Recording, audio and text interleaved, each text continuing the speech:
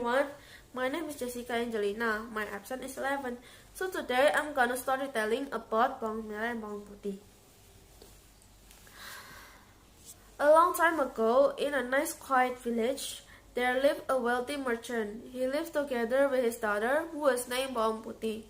This merchant's wife had long since passed away. The merchant was very fond of his daughter because she was obedient and kind-hearted. One day, as he came home from traveling, he brought a woman and her daughter along with him. He wanted to marry this woman, so Bawang Putih now had a stepmother and stepsister, whose name is Bawang Merah. When her father went to the trade, her stepmother and Bawang Merah would treat Bawang Putih like a servant. Bawang Putih did all the work that was ordered by her stepmother. She cleaned the house, cooked, washed the clothes, and looked for firewood. If Bawang Putih work went wrong, her stepmother would punish her by not feeding her. Every morning, her stepmother and Bawang Merah took turns shouting Bawang Putih. Because Bawang Putih was so hard and was punished so harshly, her body became thinner. One day, Bawang Putih's father returned home and fell ill. He was very ill and Bawang Putih was very sad because of it. She never left her father alone. However, God decided differently. Bawang Putih's father died.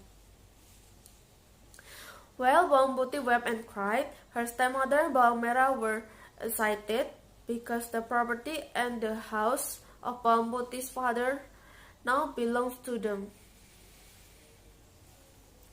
Bawang Putih's life was very miserable. After her father died, she no longer had her father to love and comfort her. Her stepmother and Bawang Merah further tortured her.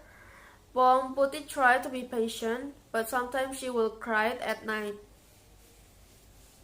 One day, Bawang Putih went to the river to wash the clothes. She was sleepy and hungry. Her body was weak. While washing, Bawang Putih didn't realize that her stepmother's favorite shawl was washed away. When she put all the clothes into the basket, she was surprised to find her stepmother's scarf was not there. Mother's favorite scarf is gone. Oh no, it's driving down the river. What shall I do? I dare go home. Mother will scold me. Finally, Bawang Putih decided to go back down to the river to look for her stepmother's scarf. In the middle of the road, she met a farmer who was washing his cow. Then Bawang Putih asked to the farmer. Then the farmer said, "Red shawl? Oh yes, I saw it. The scarf was taken by an old grandmother who was washing her by the river. The old grandmother's house is on the mountain." Bawang Putih immediately headed up to the mountain. There, she found a wooden house. Bawang Putih knocked on the door of the house. "Excuse me, Grandma, did you find my mother's scarf?" The old grandmother came out of the house and greeted Bawang Putih. "Hi dear, let's go in. What's your name?" Then Bawang Putih said, "My name is Bawang Putih, Grandma." The old grandmother will give a red scarf with one condition. Bawang Putih must help her first. Bawang Putih agreed. All day she helped the grandmother cook, look for firewood, clean the house, and wash the clothes. For Bawang Putih, all this work was easy because she was used to doing it. Finally, it was time for Bawang Putih to leave for home. The grandma gave her the shawl. Then Grandma said, "Bawang Putih, this is the red scarf you are looking for. Oh, I want to give you a gift, a pumpkin for you, because you helped me choose which one you like." On the table, there were both small and large pumpkins. Bawang Putih chose a small pumpkin because she also had to carry a basket full of clothes home. So Bawang Putih said, I choose the small one, Grandma. Then Grandma said, "Okay, Take this little pumpkin, but remember, you can't open the pumpkin until you get home, understand? Then the Bawang Putih said, "Well, Grandma, I will do everything you said." Arriving at home, Bawang Putih was scolded by her stepmother and Bawang Merah. "Where have you been, Bawang Putih? How dare you go out without my permission?" Then Bawang Putih said, "Forgive me, mother. I was..." They continued to beat her. Then they saw the pumpkin brought by Bawang Putih. "Cut the pumpkin and cook it. We are starving because of you." Then Bawang Putih took the knife and split the pumpkin. What a surprise! The pumpkin was full of sparkling and expensive jewelry. Then the mom said, "Huh? Where did you get this pumpkin?" Bawang Putih then told everything. Then Bawang Merah said, "Oh, Bawang Putih, you should have chosen a large pumpkin. It will have had more jewelry." Hearing the words of Bawang Merah, the stepmother finally got the idea. The next day, the stepmother and Bawang Merah went to the river. They deliberately washed away the red scarf. Then secretly, they followed the field as it was washed away. Sure enough, the red scarf was picked up by the old grandmother.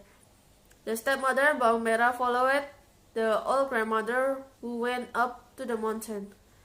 As they walked, Bawang Merah complained about how far it was. Bawang Merah said, "I'm tired, let's just go home." Then the mom said, "Bawang Merah, be patient. Soon we will get even more jewelry than Bawang Putih." Then Bawang Merah said, "But I'm tired, Mom." Arriving at the old grandmother's house, the stepmother and Bawang Merah knocked on the door. The old grandmother welcomed them warmly.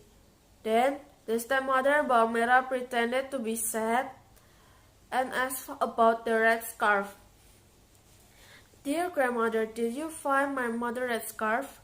Then the grandmother said, "Oh yes, it just so happened that grandma found it on the river." Just like the Bawang Putih, the new grandmother will give them the shell if they help her. The only way to get the pumpkin was to help the old grandma. But they still couldn't stop complaining. Finally, Bawang Merah and the stepmother finished their work at the old grandmother's house and said goodbye. The old grandmother gave the shawl to Bawang Merah and her mother. On the table, there are 2 pumpkins, one large and one small. And of course, the stepmother and Bawang Merah chose the large pumpkin. "Of course, I choose the big one, Grandma." Then the grandma said, "Yeah, choose the big one. Remember, don't open the pumpkin before you get home." Bawang Merah and her mother do not obey the advice of the grandmother. On the way, the stepmother split the big pumpkin. They were impatient to get their hand on jewelry inside. However, they were in for quite a surprise, because inside the pumpkin were venomous animals such as snake, scorpion, spider. They were both bitten by a snake. Because they are still in the middle of the forest, no one came to help them. The stepmother and Bawang Merah died from the snake bite. Their greed brought them to disaster.